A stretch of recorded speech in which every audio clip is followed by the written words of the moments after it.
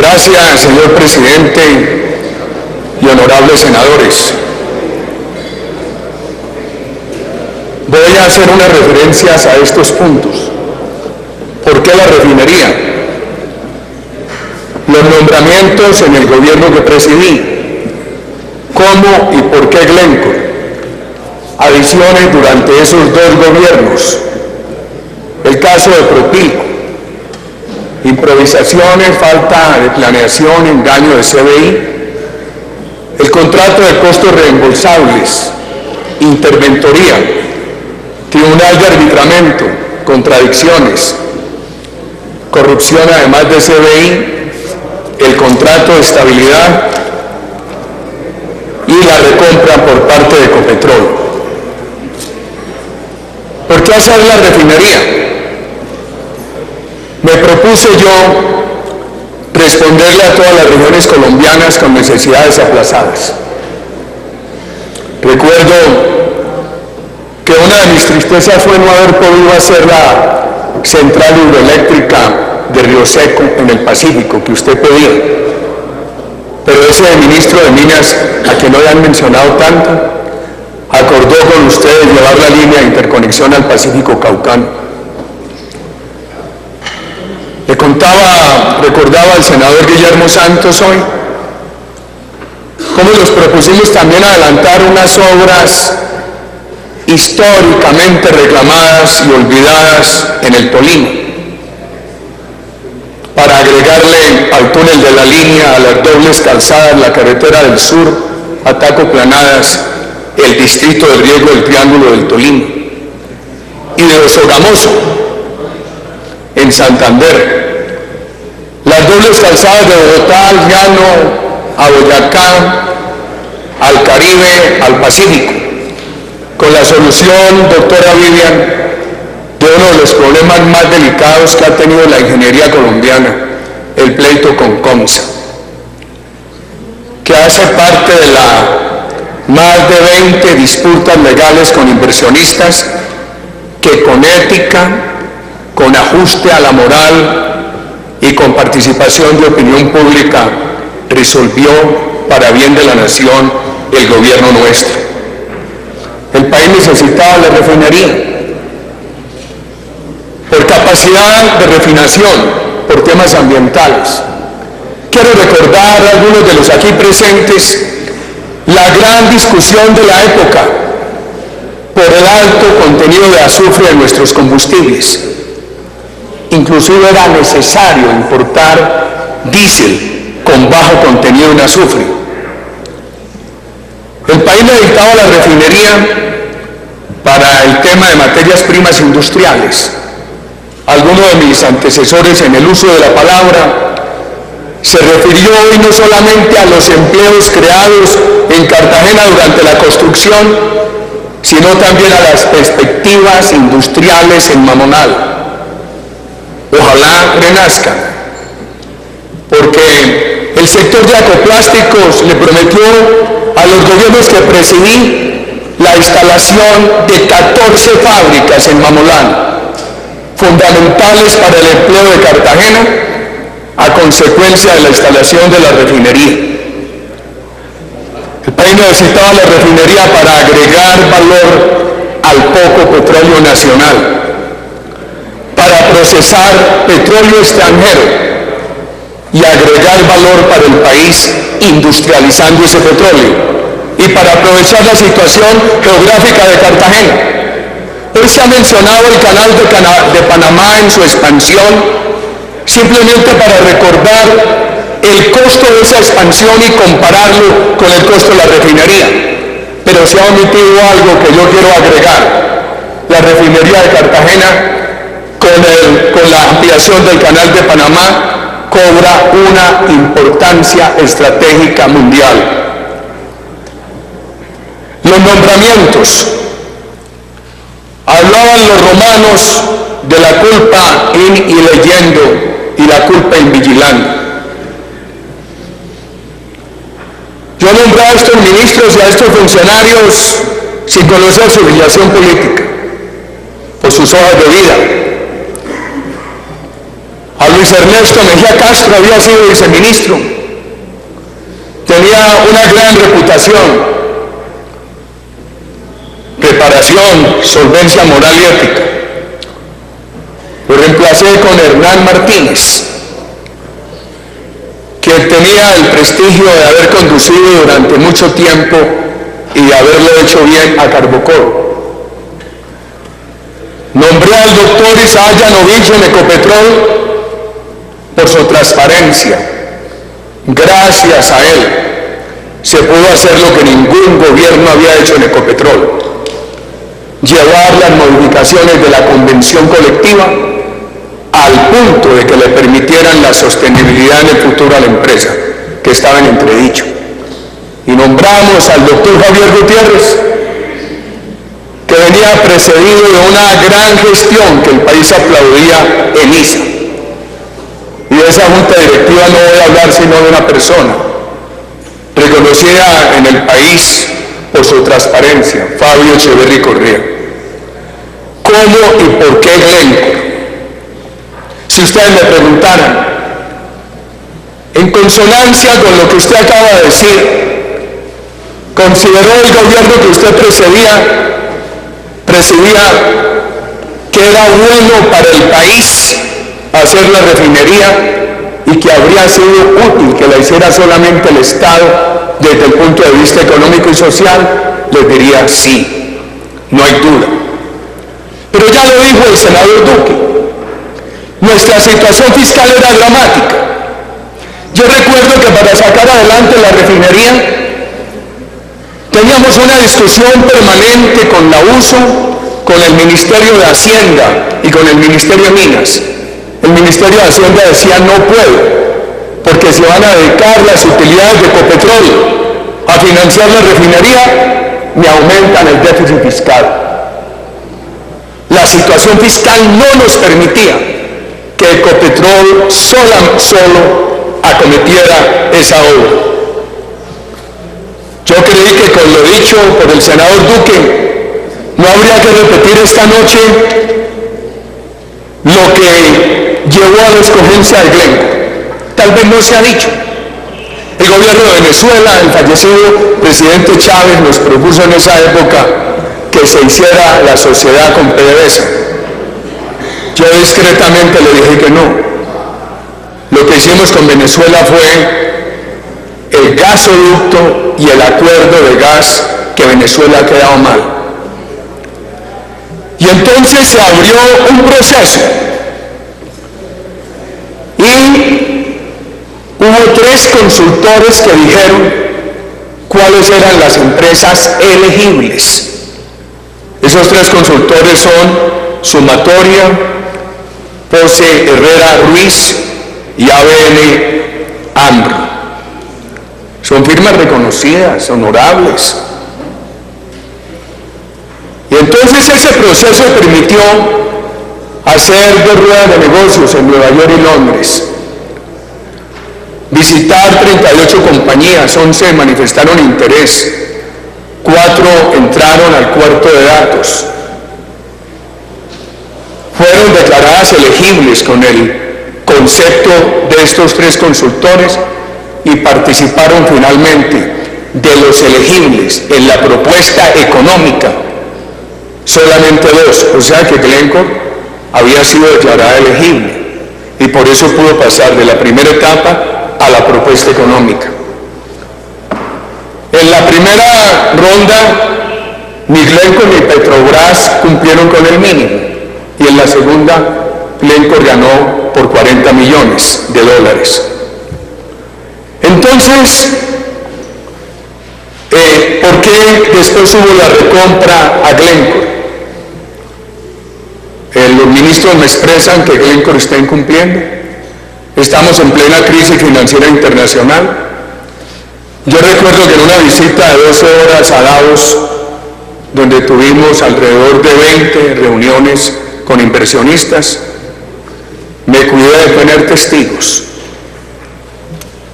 Y le pedí al canciller Jaime Bermúdez, al ministro Luis Guillermo Plata y a la señora secretaria de la presidencia que estuvieran en esa reunión.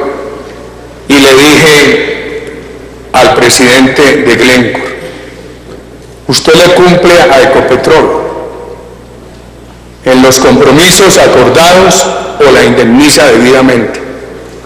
Le dije: yo soy un convencido de la necesidad del sector privado, pero lo hacemos con patriotismo, no por negociados.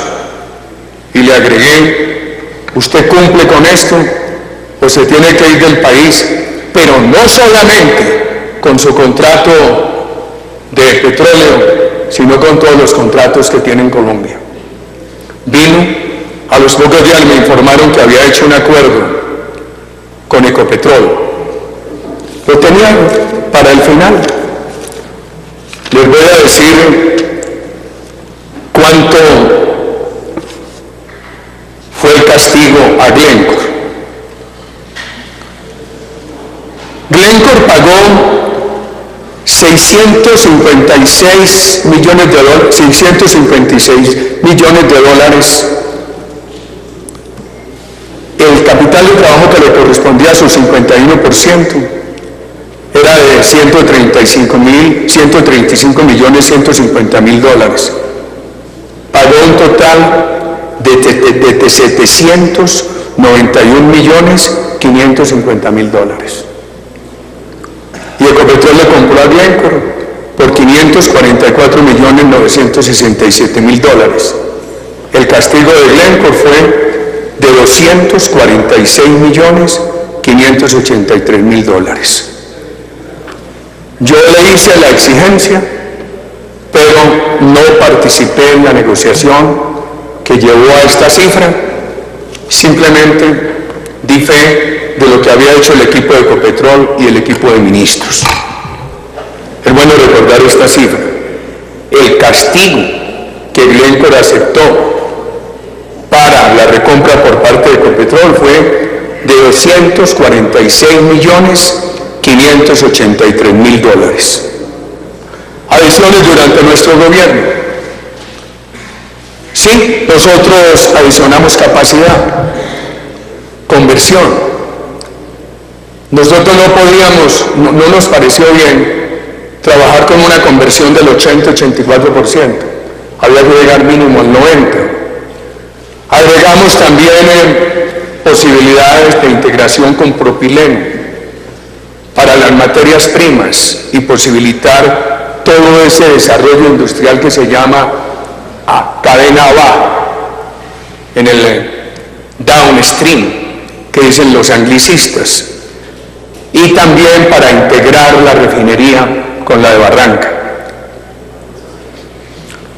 Si ustedes me dicen: ¿y por qué eso no se hizo desde el principio? Yo asumo la responsabilidad política.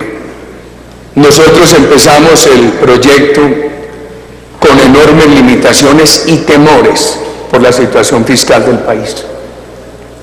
Y a medida que fue llegando la inversión, se fue creando confianza, se le vio mejor futuro a Ecopetrol, etcétera, se hicieron estas adiciones. Yo diría que allí hay que entender que fue agregación de obra lo que hizo el gobierno nuestro. Lo veíamos imposible en el 2002, ya posible en los años 2008 y 2009. Y termina nuestro gobierno con un costo aproximado a los 3.900 millones de dólares. La planta de Propilco. A mí particularmente no me gusta que le compren esas plantas al sector privado. Yo creo que estas actividades necesitan dinero del sector privado.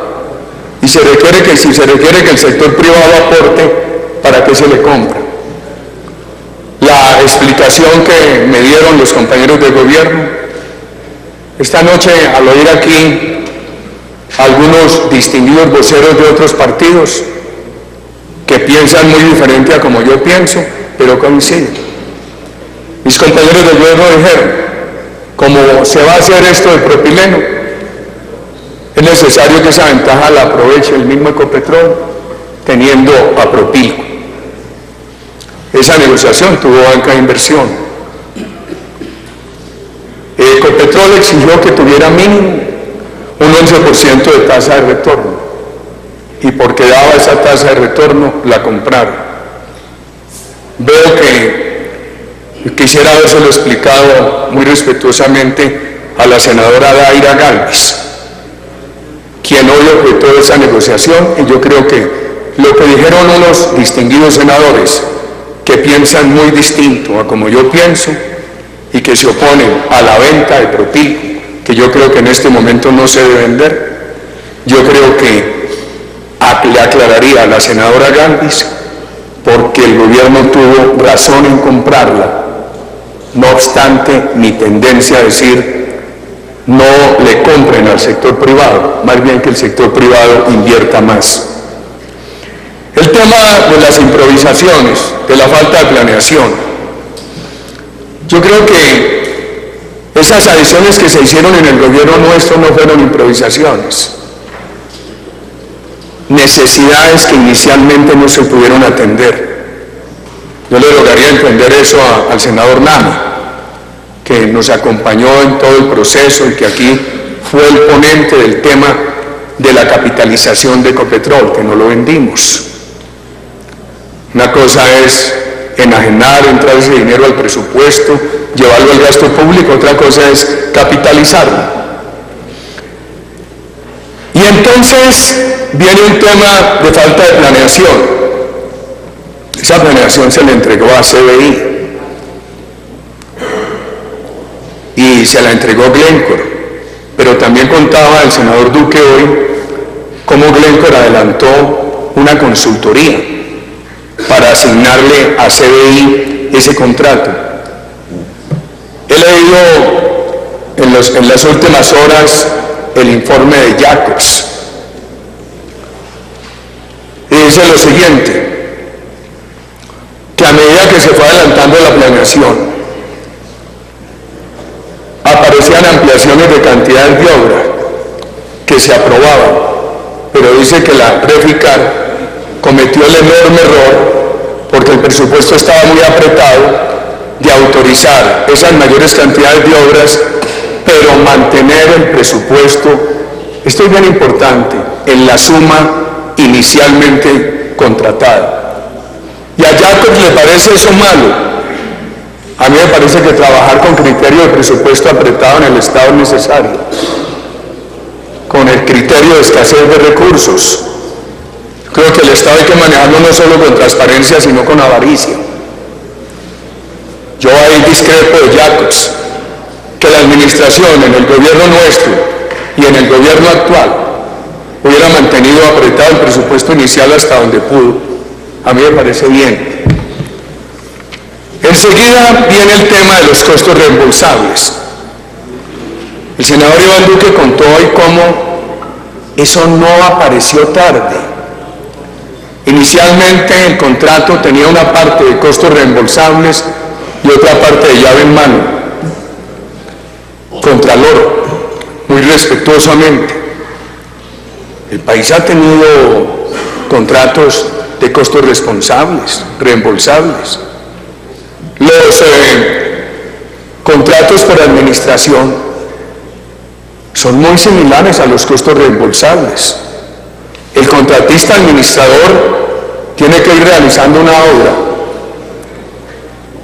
El dueño de la obra va pagando a medida que el interventor da el visto bueno y cobra una prima. Ahí hay unos costos que se reembolsan. Yo rogaría muy respetuosamente no entrar a descalificar ese contrato que porque no ha existido. Pero es que además le recomendaron Pathfinder, Next Ideas y Link Clartis, también serias, sumamente serias, pero hay esto que no se ha dicho hoy.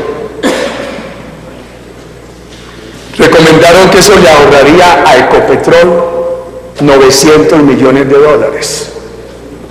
Ustedes se imaginan, si ante una recomendación de ahorro de 900 millones de dólares, hoy se dijera lo contrario, que el gobierno nuestro no aceptó el cambio.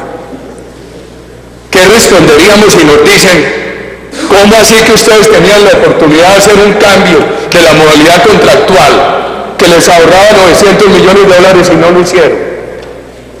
Ahora, hay un punto que lo vi en la demanda, que también he procurado estudiarla.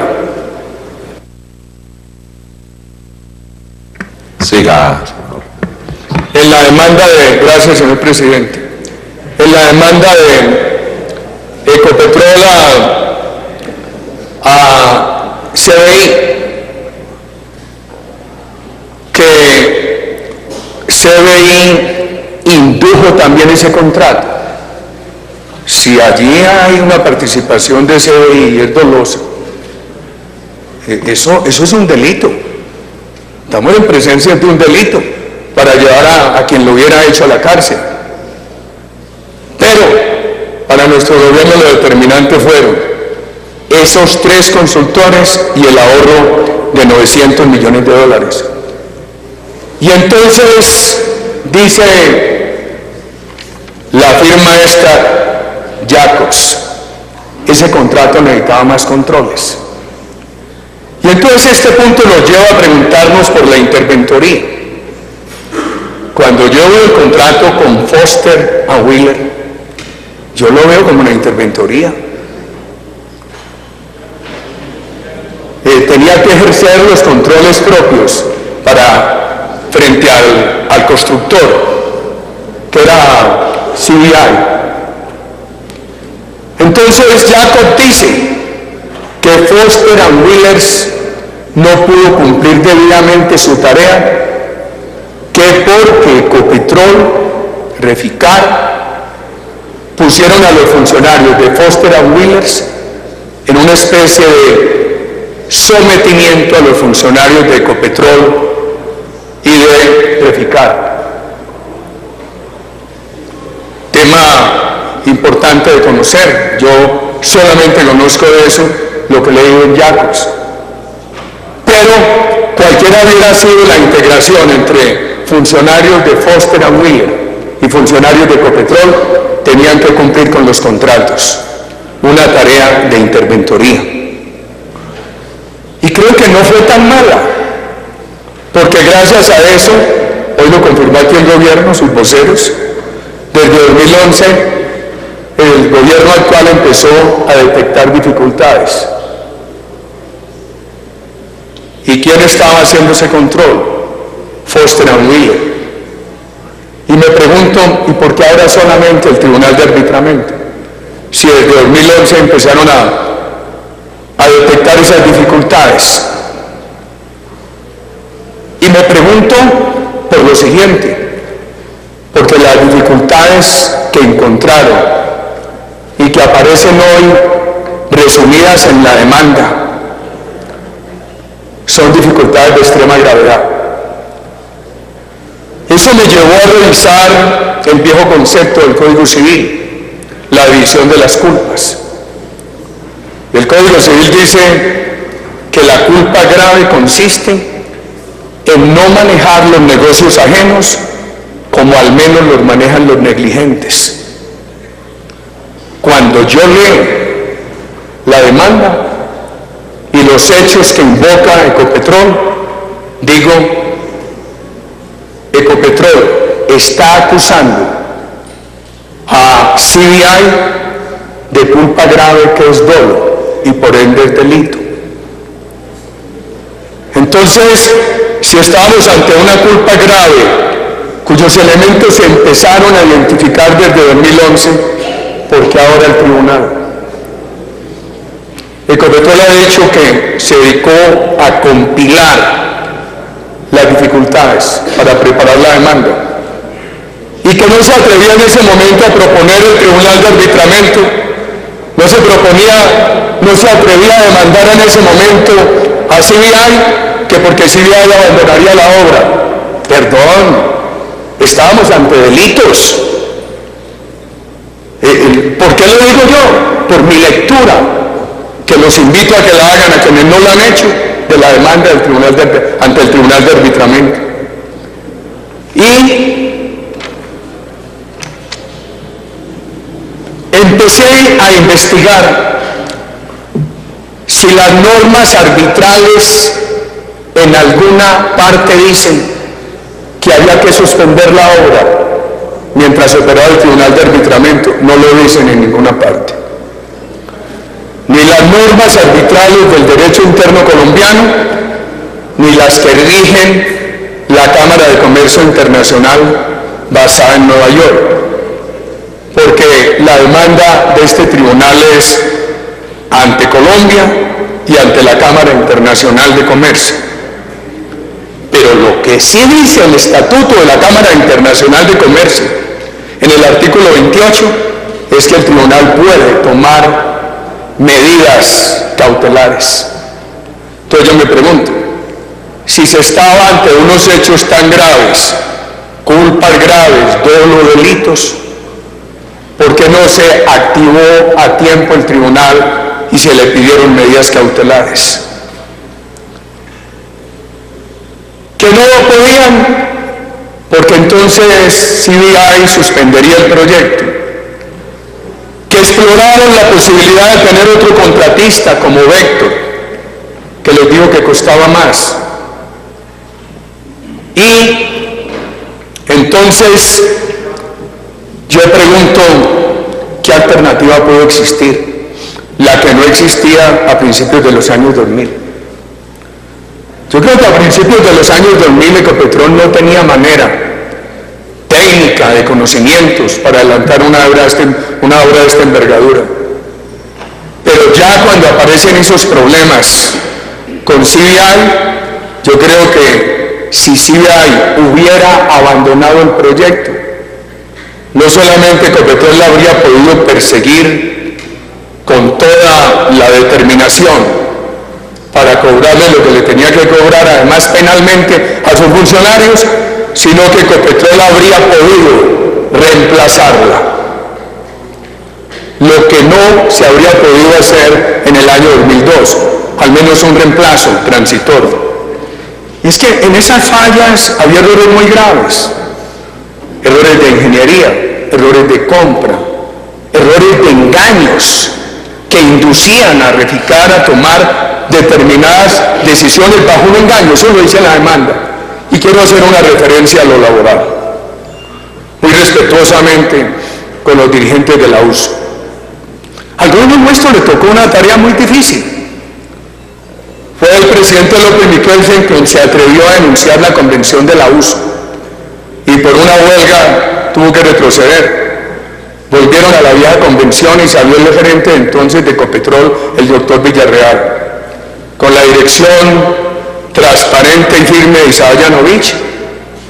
Pudimos llegar hasta la Corte Suprema y revisar la convención de Ecopetrol, que en el tema pensional y otros le devolvía sostenibilidad en el futuro a la empresa. Y también recuerdo mucha oposición del sindicato a que se desmembrara la refinería de Cartagena y a que esa refinería de Cartagena fuera mixta. Creo que en el tema laboral hay que dividirlo en tres aspectos: el aspecto de productividad, el aspecto de huelga y lo que pudo ser el impacto de vías de hecho. Jacobs dice que la productividad era muy baja, que la productividad de los trabajadores colombianos es muy baja. Yo la excuso. Hoy hay que trabajar con lo que se está llamando la triple cuenta, que las empresas tienen que contabilizar sus utilidades, su contribución al medio ambiente y que no haya externalidades negativas, como podría ser el tema ambiental que denunciaron esta noche. Pero yo creo que aquí había una externalidad positiva, la externalidad de la preparación de los trabajadores. Si la baja productividad durante la ejecución de la obra se compensa por la experiencia que adquirieron los trabajadores colombianos en la construcción de esa obra, el país compensó. La huelga es un derecho. Me preocupa el costo que se hubiera podido derivar de vías de hecho. Que se ha especulado mucho de vandalismo con cifras. Yo no conozco ninguna cifra, simplemente las que leo y no me atrevo a mencionarlas, pero eso hay que estudiarlo. Veo contradicciones. Por un lado se dice que la refinería que está prácticamente lista es una maravilla. No he escuchado un concepto distinto. Y por otro lado, la demanda acusa al constructor CBI de ser un bandido. Entonces, para mí es una contradicción. Entonces, el bandido hizo una refinería maravillosa. Yo creo que eso hay que aclararlo, porque nos puede hacer daño en la demanda. ¿Qué vale el dinero? Sin embargo, se le reclaman 2.000 millones de dólares. Ministro, doctor Echeverri, presidente de Ecopetrol, creo que esto que les voy a decir puede ayudar. El hecho de que la refinería hoy valiera lo que está cobrando CBI no excluye a la empresa de sus abusos, de su culpa grave y de su dolo. Quiere decir que sin esos abusos, sin esa culpa grave, sin ese dolo, la refinería habría tenido que costar mucho menos y sería igual de buena. Yo creo que eso lo tiene que clarificar el país, porque nos hace daño ante un tribunal internacional que por un lado se diga que es una refinería magnífica y por el otro lado se diga que la hizo un bandido. Veo otra contradicción. ¿A qué nos han pedido esta noche que apoyemos la demanda? Cuando yo la leo, yo digo, hay que apoyarla. Pero el presidente de la República dijo en Santa Marta que no. Volvió al cuento del pecado original. Que esto venía mal por falta de planeación inicial. Entonces, ¿en qué estamos, doctor Echeverri? Nos tocará a nosotros seguir todos los días diciendo por qué el pecado original. Que hoy lo explicó el senador Duque y me ha tocado a mí mucho aquí repetirlo. Me preocupa el tema, señor Contralor, y lo digo respetuosamente, que solamente pueda haber en los días que vienen un avalúo de la Contraloría. Respetuosamente sugeriría como congresista que la Contraloría vinculara un peritaje externo y que mirara desde dos aproximaciones cuánto vale esa refinería. Desde la aproximación de pagar la obra ítem por ítem y desde la aproximación de redescontar flujos futuros. Esta mañana decía yo, hay que redescontarlos a cuántos años, y me decían hasta 35 años, me decía un consultor internacional, por el mal precio del petróleo. Sin embargo, veo que ahora dijeron que la refinería se recuperaba en 8 años. Entonces no parecería que es tan mala. Pienso que aquí hay una acusación de corrupción, que es CBI, pero yo creo que al país no le puede quedar dudas sobre la corrupción. Si hay más personas involucradas en corrupción, hay que llegar allá. Yo he procurado asumir ¿Cuánto tiempo? La responsabilidad. Termina el senador. La responsabilidad por lo que me tocó asumir, pero yo sí pido que no quede esto como un nubarrón ante la historia. La sola demanda está diciendo CBI es corrupto. Hay que buscar quiénes son los otros corruptos. A mi buen amigo el senador Luis Fernando Duque le quiero hacer esta aclaración. El contrato de estabilidad no fue por el precio que usted dijo. Fue por 5.770.904 millones. La tasa de cambio de ese día estaba, óigase presidente, a 1.824 pesos. Eso aseguraba la estabilidad tributaria para una inversión de 3.163 millones de dólares. Yo estoy de acuerdo con los contratos de estabilidad. Sin ellos era muy difícil que se hicieran inversiones en Colombia, pero es que además aquí se lo dimos a una entidad que ya era 100% estatal, porque es en 2010 y ya había ocurrido la recompra de Ecopetrol a Glencore. Entonces le estábamos dando simplemente esa garantía de estabilidad tributaria a una empresa del Estado. Creo que es bueno, porque además le permitía acceder a los mercados financieros con más solvencia, con más posibilidades de éxito. Finalmente, estas cifras sobre planeación. El director de Ecopetrol dijo hoy, el presidente de Ecopetrol, el ministro Echeverri, que inicialmente el ritmo de obra arrancó muy bien y que después él protestó porque le observó una gran lentitud y un gran retraso frente al cronograma de obra. En efecto, en 2010 el avance físico llevaba Termine. planeado. En 2011 ya se mostraba un atraso, porque tenía en lo que estaba previsto un 53.7 avance físico y ya el planeado era el 65. O sea que ya se empezaba a notar un gran retraso. Esto lo saco de él, del informe de gestión. Y sin embargo en ese año se le autorizaron 3.500 millones de dólares de crédito. Y los precios de refinerías y los compes. Pregunten por las refinerías de Cartagena, de Venezuela, ¿cuántos años tienen? Ustedes saben cuánto valía el bolívar en esa época. ¿Cómo era de barato una refinería de esas en dólares? Y además de muy poca complejidad. Esta refinería es una refinería de muy alta complejidad. Alguien dijo hoy aquí que el petróleo, el producto que salía de esa refinería es inoloro. Los compes son indicativos en la medida que al aplicarlos no se viole la ley. Gracias, señor presidente.